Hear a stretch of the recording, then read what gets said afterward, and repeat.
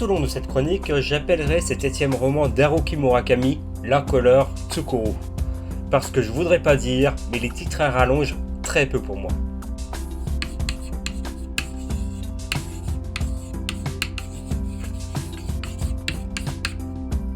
Natif de Nagoya au Japon, Tsukuru Tazaki est un jeune homme banal.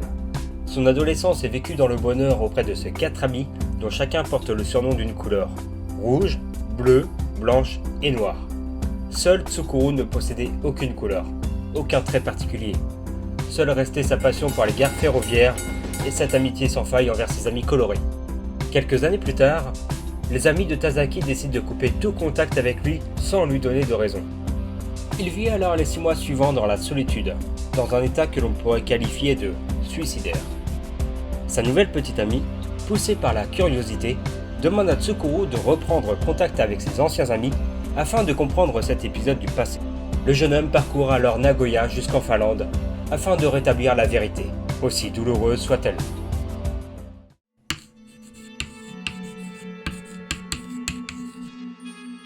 Malgré un style simple, léger et accrocheur, l'incolore Tsukuru Tazaki et ses années de pèlerinage est le roman le plus sombre d'Haruki Murakami.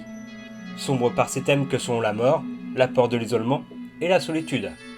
Mais attention, le roman n'est vraiment pas déprimant. L'incolore Tsukuru est un roman qui peut paraître simple à première vue par son style, mais aussi par une narration plus épurée et linéaire que les précédents romans du japonais. Son approche terre-à-terre rappelle plus la balade de l'impossible que ses romans teintés d'éléments fantastiques comme Kafka sur le rivage ou 1Q84. Et c'est bien de savoir aussi que Murakami est un amateur de musique. Ses goûts éclectiques, passant par les Beatles, Radiohead, du jazz ou encore du classique. Et d'ailleurs, avec un superbe morceau de Liszt, c'est ce dernier genre de musique qui est favorisé par Murakami dans ce nouveau livre.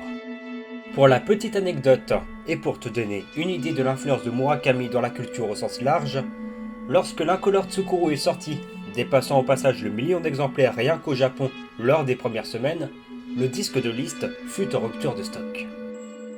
L'incolore Tsukuru Tazaki n'est certainement pas le meilleur Murakami, mais reste toutefois un roman touchant, au style toujours aussi mature, en traitant la manière dont les gens changent au cours de leur vie, à la façon dont leurs relations évoluent, n'épargnant pas l'amour et l'amitié, aussi fortes soient-elles.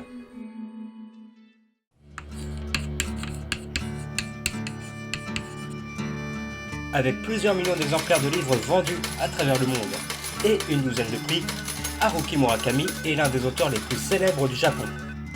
Le japonais est aussi multifonction qu'un couteau suisse. Romancier, novelliste, essayiste, journaliste, mais aussi traducteur de renom. Je ne vais pas m'étendre plus longtemps sur Murakami. Ce serait trop long au point de consacrer une grosse vidéo entièrement sur lui.